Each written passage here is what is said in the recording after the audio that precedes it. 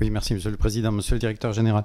Je ne reviendrai pas sur l'action que mène donc l'AFD sur nos outre-mer, qui est un élément important et essentiel pour ceci et qui joue un rôle moteur par rapport aux stratégies non seulement de développement mais de rattrapage de retard qu'il peut y avoir donc dans nos différents outre-mer.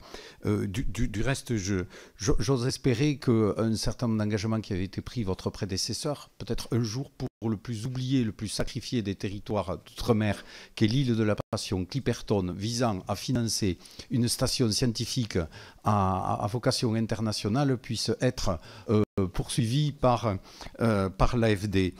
Mais au-delà de ces éléments, je voulais vous poser quelques petites questions sur un certain nombre de points très spécifiques.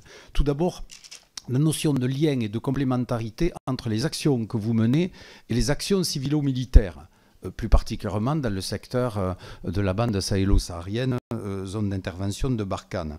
Ensuite, savoir par rapport aux interventions qui sont menées par l'AFD, les moyens que vous mettez en œuvre par rapport aux problématiques de lutte contre la corruption. Parce qu'on sait que dans toutes les politiques d'aide au développement, il y a beaucoup de pertes en ligne par rapport à ces enjeux et ces problématiques de corruption.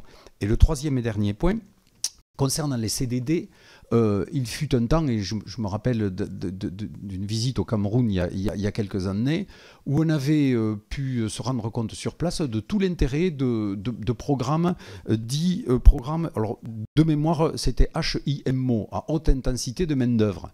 Est-ce que l'AFD poursuit donc des actions de ce type-là, parce que celles-ci ont quand même un impact tout à fait intéressant par rapport aux populations locales, et dans ce cadre-là, du reste, on est aux antipodes de la politique menée par d'autres pays.